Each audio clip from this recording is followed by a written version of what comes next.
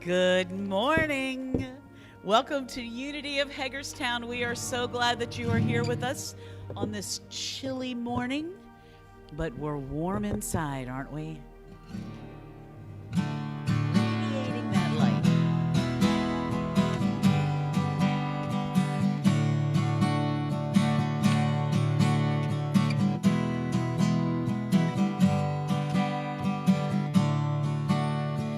Look at this glorious morning. Why ask for anything more?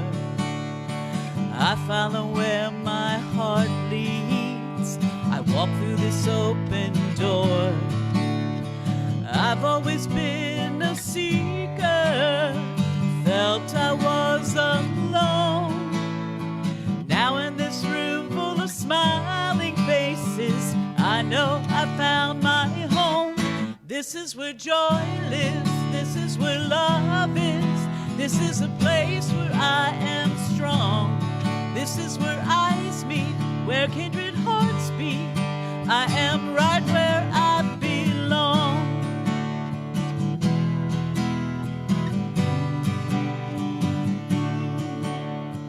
Here in this place I'm accepted, I'm welcome just as I am. I'm ready to be inspired, to reach out a helping hand. This is a new beginning, I trust in the mystery. Now that my heart is open, there's no place I'd rather be. This is where joy lives, this is where love is, this is a place where I am strong. This is where eyes meet, where kindred hearts beat. I am right where I belong. This is where joy lives, this is where love is, this is a place where I am strong. This is where eyes meet, where kindred hearts beat. I am right where I belong. I am right where I belong. I am right where I belong. Oh, yes. Thank you so much, Brett and Patty. Wonderful. And you are right where you belong. Thank you for coming in here on this cold, wintry morning. And for those watching online, we appreciate your presence. We can feel your energy and your love. Thank you for your support. We have a quote here from Michelle Obama. History has shown us that courage can be contagious and hope can take on a life of its own. Kind of uplifting words for these times. So we begin with an opening prayer. I invite you to join me in this activity in which we go within, letting go of the agenda for today, letting go of anything that is going to keep us distracted from being fully present here and now. And as we come to our true home, that presence of God within, we know that we are right where we belong because we are always in the heart of God, just as God is in the heart of us. And we give thanks for this day. We give thanks for this gathering. We give thanks for this moment and for this breath. And so it is. Amen.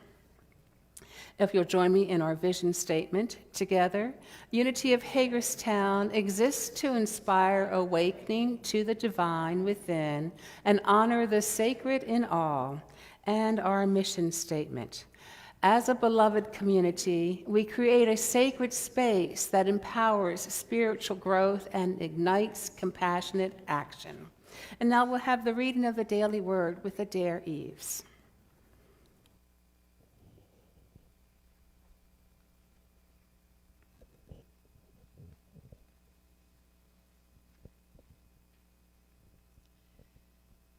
The word for today is determination.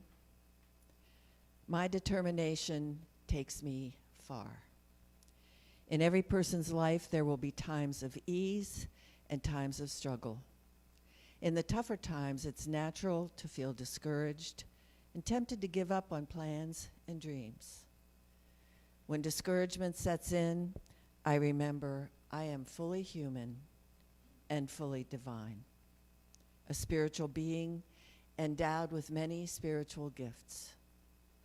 I fortify myself by invoking my innate qualities of strength and power.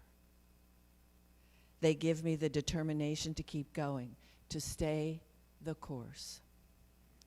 I can use my body and mind to accomplish what I set out to do, but I also know there is more to me than that.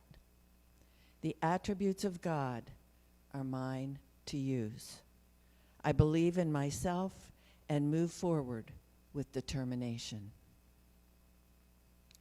And from Thessalonians, so deeply do we care for you that we are determined to share with you not only the gospel of God, but also our own selves, because you have become very dear to us. Okay, let's say that affirmation one more time, shall we? Together, my determination takes me far. And allow that just to sit in and maybe reflect on times when your determination did, in fact, take you far. My determination takes me far. And so it is. We have an opportunity to greet one another, but before we begin, I want to invite everybody to come up here and say hello to those online. It was brought to my attention that not too many people do that. So I'm going to challenge you, everybody here, just to wave. And before you start greeting everybody else, you can go right in front of the podium or behind it. Doesn't matter. Let's see who gets up here first. No, I'm kidding. Let's greet one another. And for those of you online, please do put a comment in the comment section and greet each other. We're so glad you're with us. Okay.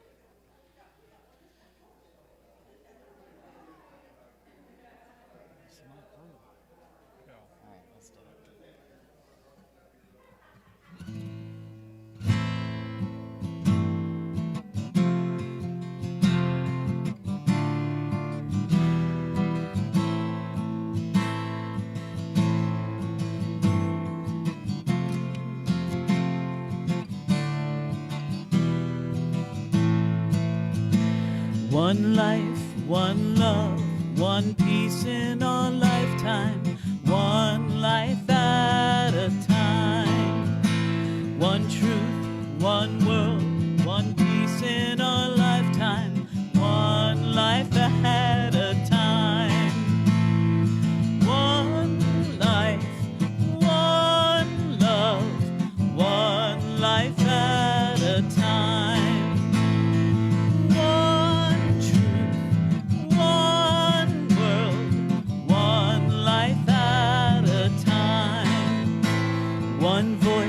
One choice, one peace in our lifetime, one life at a time. One prayer, one dream, one peace in our lifetime, one life at a time. One voice, one choice, one life at a time.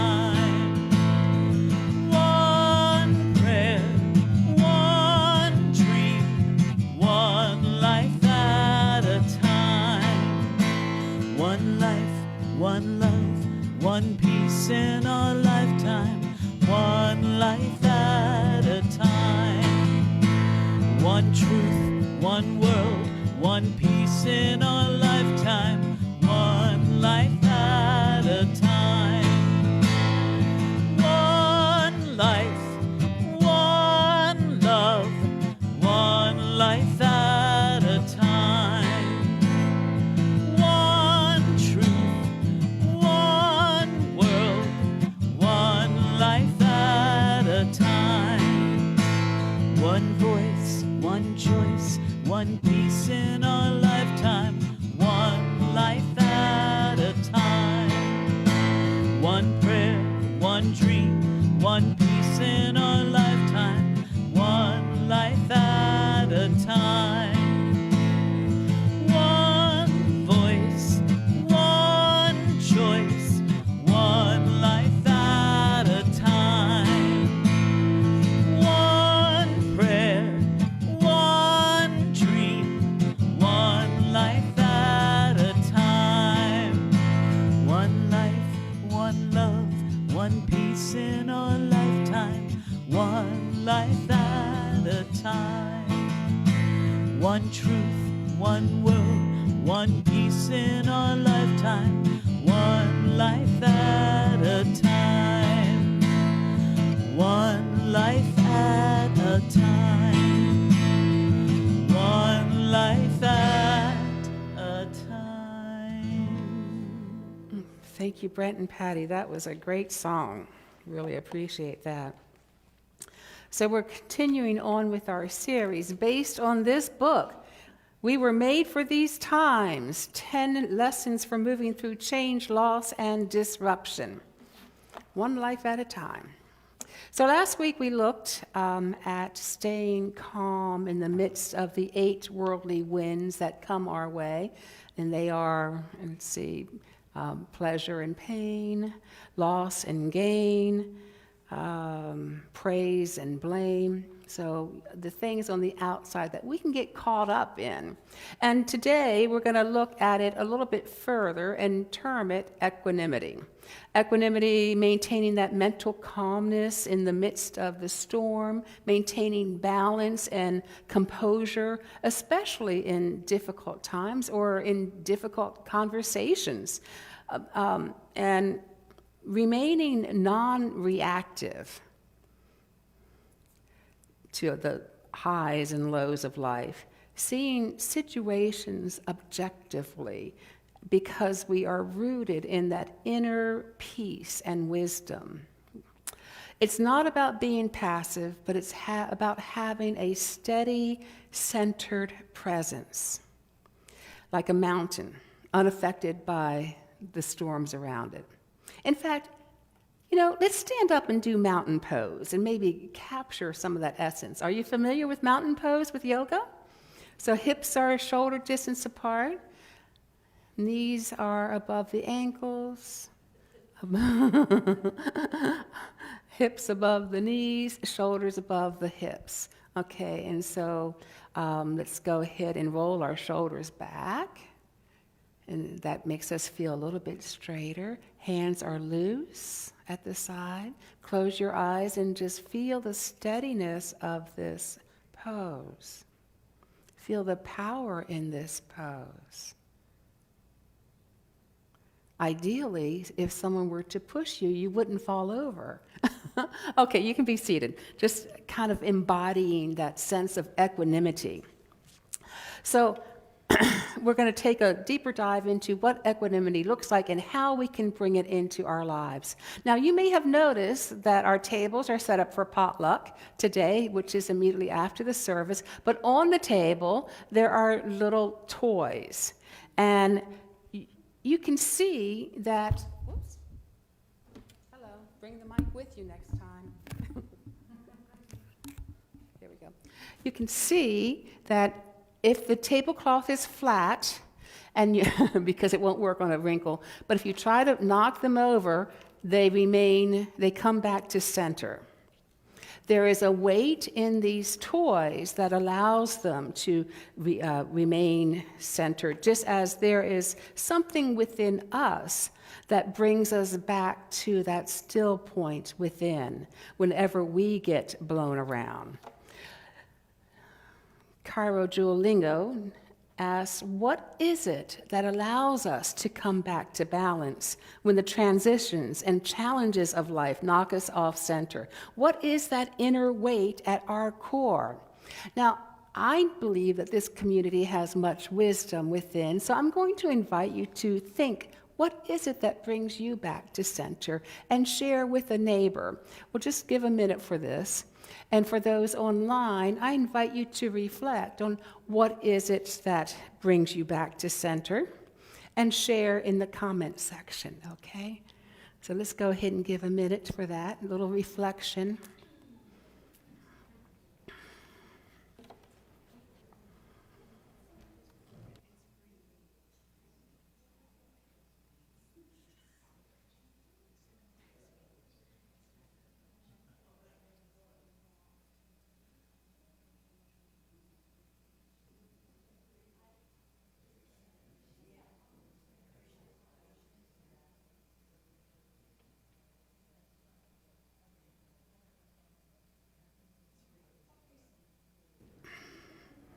So we're going to we're going to bring this back, and if you had more to share, I invite you to do so after the service. That would be wonderful.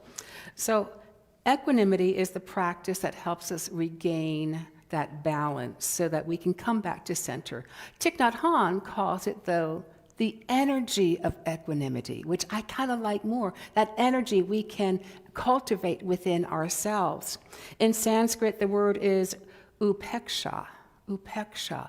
And when you break that down, it means to look over, to be able to see all around as if from a mountaintop, where we see the situation in its entirety with curiosity, with patience, with understanding, and that allows a certain spaciousness there. You know, if we're only seeing one perspective, if we're holding fear in our heart, we don't see much more, right? So equanimity is sometimes translated as non-attachment or tolerance. But Thich Nhat Hanh teaches that it's something much more. It's not about indifference, it's about keeping an open mind. For instance, the Dalai Lama has stated that I'll give up any Buddhist belief if science proves it wrong. Keeping an open mind after decades of practicing and teaching a certain way of being, yet open enough to see that he could let them go. So we need to let go of what we know now to be open to learning something new. Reviewing our beliefs, our perceptions. Thich Nhat Hanh suggests the question, are you sure, Byron Katie, is it true? Just reviewing our perceptions about it to make sure that they reflect our reality. Too often we may find ourselves digging our heels in when we're only halfway up the mountain. We haven't seen everything yet, but we're going to take a stand right here. So think of something that you may have to, or maybe you let go of when you came into unity, an old belief, in order to accommodate a new teaching or a new belief. And during times of transition, what might it be like to let go of what we know in order to take that next step? What belief might we need to release?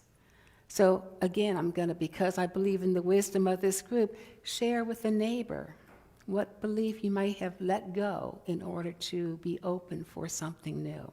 Let's go ahead and take a minute and reflect and share on that. And again, those watching online, please do the same and share in the comment section.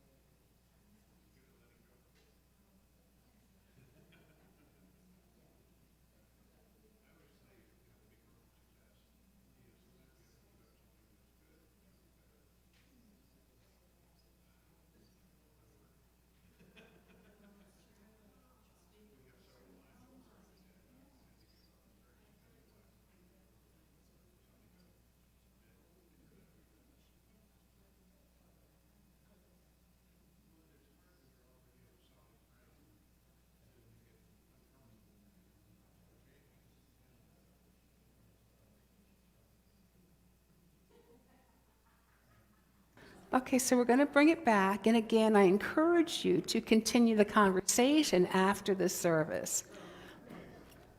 But this time of reflection is one way in which we really apply the principles that we teach here at Unity. So the more we can relax our hold on the beliefs that we're holding and let go and trust, the easier it is to move through times of transition and challenge and loss. It's easier to gain clarity on what is ours to do. It's easier to gain clarity on, what is ours to say. Again, this letting go doesn't mean indifference. It's not about not caring. As Jewel says in her book, we love all our children equally, no discrimination. Equanimity also as Lingo states, means we don't discriminate between ourselves and others. If I see myself as the one who loves and the other as the one who is loved, if I somehow see myself as superior or separate from the other, that's not true equanimity. Equanimity is to love equally. The Japanese Zen Buddhist term robaishin translates to grandmother heart, grandmother mind, a heart and mind of great compassion. Described by one Zen center, a good grandmother doesn't take her life personally. She is not a bystander, but rather one who looks over. She has the heart of equanimity informed by loving kindness, compassion, and joy in the well-being of others. This kind of grandmother within all of us offers whatever she can without expecting anything in return. Another way to put it is that grandmother's heart is the old woman by the side of the road selling tea cakes in early China. Can you picture that? She's a person of no rank, no interest in worldly power, and the worldly winds don't affect her at all. She has no credibility, but she doesn't need any. She's been overlooked, but she knows how to overlook as well. She has a heart made fierce and brave from adversity. So equanimity helps us see the bigger picture, knowing that each person has their own path in order to learn what they need to learn. This is the spaciousness of equanimity. Lingo tells us with equanimity we can know how not to make things worse when pain comes. We can choose not to add to the pain by resisting, suppressing, or judging it. Instead, we can choose to open to it, to allow for the fact that a certain measure of pain is part of life. So it keeps us grounded, so we don't get burnt out when we, in our efforts to care for each other or care for the planet. It keeps us centered. Have you ever been in a conversation that became charged and you wanted to stay centered, but just didn't have the tools to do it at the moment? Well, I can raise my hand to that, But this energy of equanimity, the energy and practice of this helps us do that. It helps us to grow up spiritually and emotionally so that we become the observer of our thoughts, of our feelings before reacting. And from that place of observing, we find our way back home to that Christ consciousness within, to that true self. In light of political violence, Lingo tells us in the U.S., how do we relate to these forces with clarity and fierce compassion, calling those involved to justice without dehumanizing them? Equanimity can help us not discriminate and let go of the tendency to see ourselves as separate from others. During the Vietnam War, Thich Nhat Hanh said that other people were not the enemy. The enemy is delusion, hatred, ignorance, and the practice of equanimity is a practice of peace. And when you have peace, you have left fear behind so that you have freedom of choice. When we dehumanize another, we are cut off from our own humanity. Equanimity and inclusiveness, including all perspectives, keep us balanced. It doesn't mean that we agree with all perspectives, but we're able to see them, listen to them. And like the toy, the Weebles, or is that what they're called, Weebles? It helps us find our balance once more. So the scriptures tell us, Whoever is slow to anger is better than the mighty, and he who rules his spirit than he who takes a city. And our elder brother Jesus, after a long day of healing people, still found himself surrounded by a crowd all wanting something from him. So he says basically to his disciples, let's get out of here. And so he got onto a boat, and his disciples followed him, and they were heading over to the other shore. Of course, what happened next? A storm came along. A violent storm came along. Waves were crashing over the boat, but Jesus was sleeping through all of it. The disciples went and woke him up, saying, "Save us, we're going to drown." And he replied, "You of little faith, why are you so afraid?" And he got up, "Peace be still to the waves, peace be still to the wind." And the men were amazed and asked, "What kind of man is this? Even the winds and waves obey him." Metaphysically, that Christ consciousness that Jesus represents is within each of us and allows us to stay calm and peaceful no matter what storms come about. The disciples represent the 12 powers, these attributes of God within us. In this case, they were not fully realized because there was still fear and doubt there. But they're there within us for us to activate. The center within us, that true self, our higher self, that Christ consciousness, the Buddha nature, whatever you call it, that presence of God within us calms the wind of change and stills the waves of fear. Peace be still. Dennis Merritt Jones writes, "The wisdom of equanimity can be applied when navigating our way through difficult times as well as when dealing with difficult people. It is a mindfulness practice that helps us be the observer of our thoughts and feelings before we act on them in a manner that we may later regret." I will say probably will regret, but yes. So it begins with becoming the observer, thoughts and feelings. Where am I feeling this in my body? What am I feeling? What are my thoughts around this? And then from being that position of observer, you have created space between you and the reaction, and thus have freedom to choose. So there's a story about a very famous, very profound British philosopher. And I don't know how many here are interested in philosophy, but I wanted to share this story because I think everybody should know it. He was one of those philosophers that didn't use big words, but his teachings were profound, as I said. And this, of course, was Winnie the Pooh. Because if philosophy is going to be useful, I believe everybody should be able to understand it, even children. So Winnie the Pooh was with his friend Piglet, and they were walking home one day. And now Piglet, most of you know, is a very small being, very small, very fearful, very loyal, very kind, but very small, very fearful. And he and Winnie the Pooh were walking home one day from Rabbit's house. And they were walking through the forest, and a storm came up, and the wind was blowing, and trees were being uprooted, branches were crashing down around the ground, and Piglet was just getting more and more afraid until finally he couldn't move anymore. And he looked at Pooh and he said, "I can't take it anymore. What if a branch comes tumbling down right where we were standing? I can't go on. I just can't. What would happen if a tree fell down and we were underneath it?" And that was a possibility. And for a second there, Pooh got concerned too and started feeling afraid. But then he uprighted, just like a weeble. And his wisdom kicked in, and he looked at his terrified friend and asked, what would happen if a tree did not fall right where when we were underneath it? What would happen then?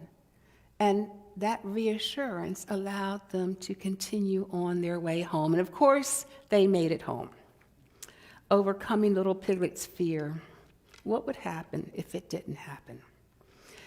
So Pema Chodron tells us to stay with shakiness, To stay with a broken heart, with a rumbling stomach, with the feeling of hopelessness, that is the path of true awakening. Sticking with that uncertainty, getting the knack of relaxing in the midst of chaos, learning not to panic. This is the spiritual path. She doesn't say it's only the Buddhist path. This is the spiritual path. This is how we learn and grow. Seeing all perspectives. Again, not necessarily buying into them all, but understanding and allowing enough space for the highest truth to emerge, letting go of what we may have thought previously so that we can open to something new. Sharon Salzberg writes, equanimity means being with pain and pleasure, joy and sorrow, in such a way that our hearts are fully open and also whole, intact. We can recognize what is true, even if painful, and also know peace. Equanimity doesn't mean we have no feeling about anything. It's not a state of blankness. Instead, it is the spaciousness that can relate to any feeling, any occurrence, any arising, and still be free. I invite you to join me in our affirmation. Together, I am centered in the peace of my soul. We're going to move into a time of meditation, and this is going to be taken directly from the book. When I practiced it earlier, last week, maybe a week before, it was so powerful, so impactful, so I wanted to bring it to you as well. So let's go ahead and get settled in.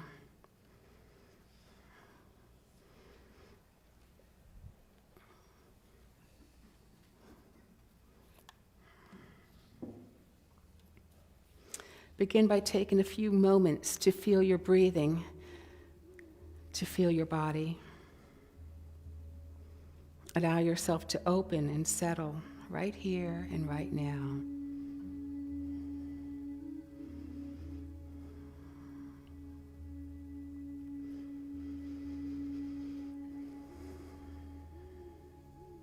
Now visualize yourself in a large, open clearing or field with grass, perhaps trees in the distance, a big sky above.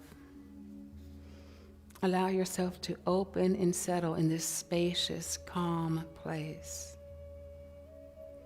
And as you sit in this field, bring to mind a situation that's causing you some distress. Feel your body as you contemplate this situation. Maybe a decision you have to make, or a hard conversation you have to have with someone, or a struggle in some area of your life. Now let your challenge, your question, something that is breaking your heart in the world, your moment of transition come and be with you in the field. Maybe it takes some kind of form, like a shape, a color, a living being, or maybe it's a feeling, a sound, a scent.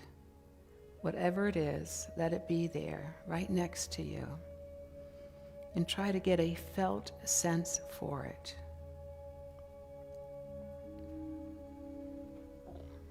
Now see a line on the ground that forms a circle around you both.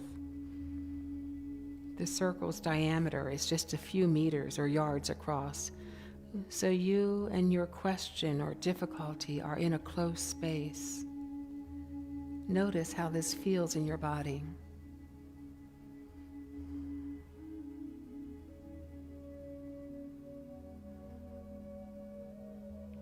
Offer yourself this prayer.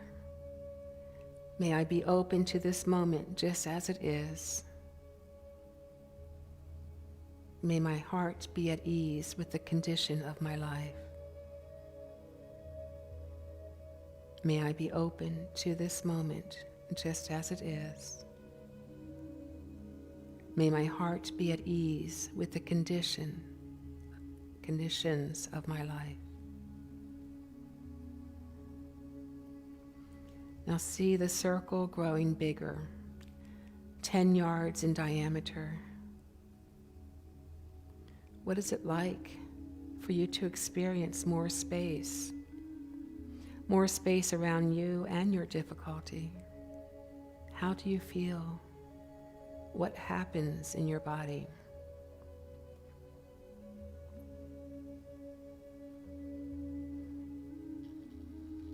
Practice with the equanimity phrase, as much as I would like things to be different, things are the way they are in this moment. As much as I would like things to be different, things are the way they are in this moment.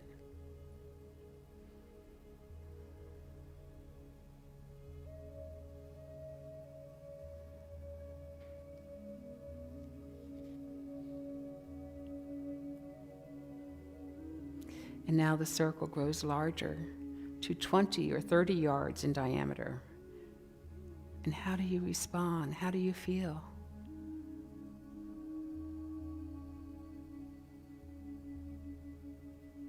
Continue to drop in the equanimity reflections.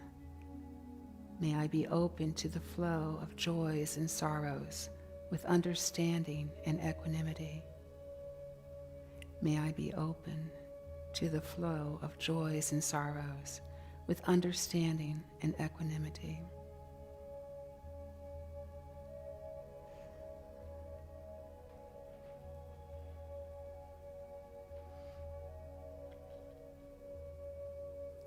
Now the circle grows as large as the whole field, and there is so much space. You can choose to go anywhere, have any relationship you wish to. It's your question. Where do you wish to be in the field? Let yourself go there.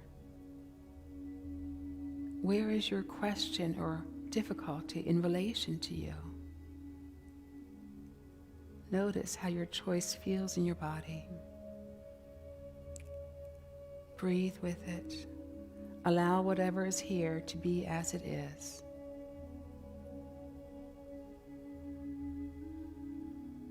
If the phrases are helpful, you can continue to use them. Otherwise, let them go. May I be open to this moment just as it is. May my heart be at ease with the conditions of my life.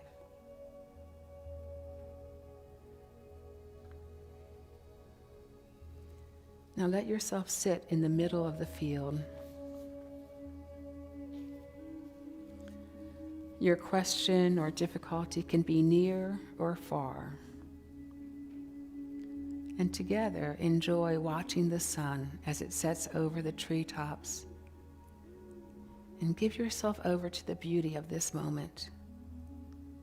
See if in some way you can touch that all is well, even with your difficulty and question still there, not yet resolved. You must, of course, maintain your strength, your clarity, your purpose to resolve it. But you do not need to waste your energy in frustration, fear, or anxiety about it. Breathe in the beauty, the serenity of the moment.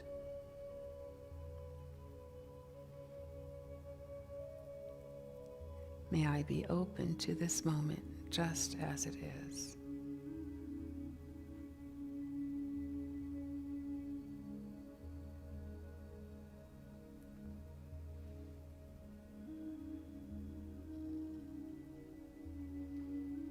Now gently return to your body in the present moment with slow movements to your hand and feet, and take your time to open your eyes.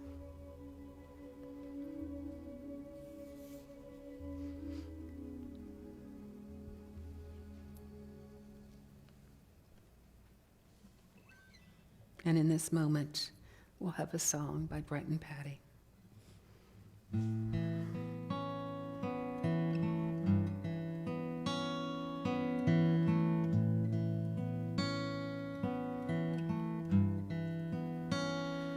In the stillness of this moment, there is peace.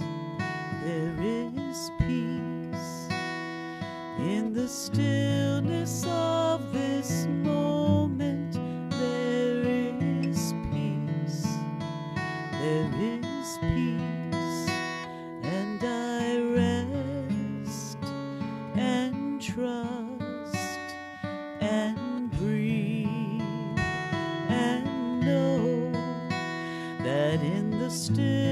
stillness of this moment, there is peace.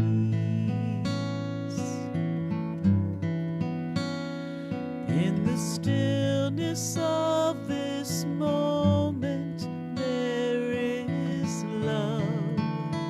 There is love. In the stillness of this moment, there is love. There is love.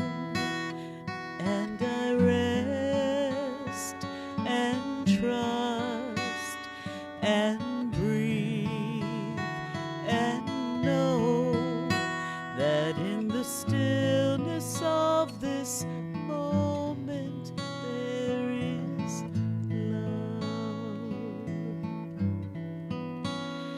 In the stillness of this moment I feel love. I feel love. In the stillness of this moment I feel love. I feel love. And I rest and trust and breathe and know that in the stillness of this moment I feel love. In the stillness of this moment I am peace. I am peace. In the stillness of this moment I am peace. I am peace. And I rest and trust and breathe and know that in the stillness of this moment I am peace. In the stillness of this moment I am love. I am love. In the stillness of this moment I am love. I am love. And I rest and trust and breathe and know that in the stillness of this moment I am love. In the stillness of this moment I am. In the stillness of this moment I am. And I rest and trust and breathe and know that in the stillness of this moment I am. I am.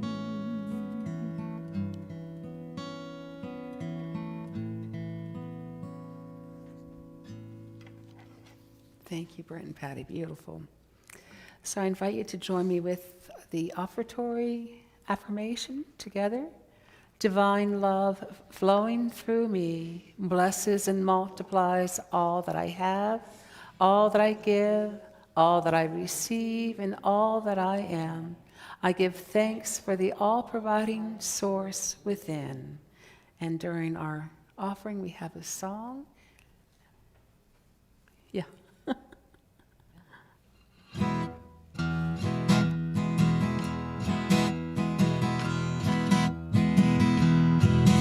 I'm thankful for the morning that brings me a brand new day. I'm thankful for all the good that always comes my way. I'm thankful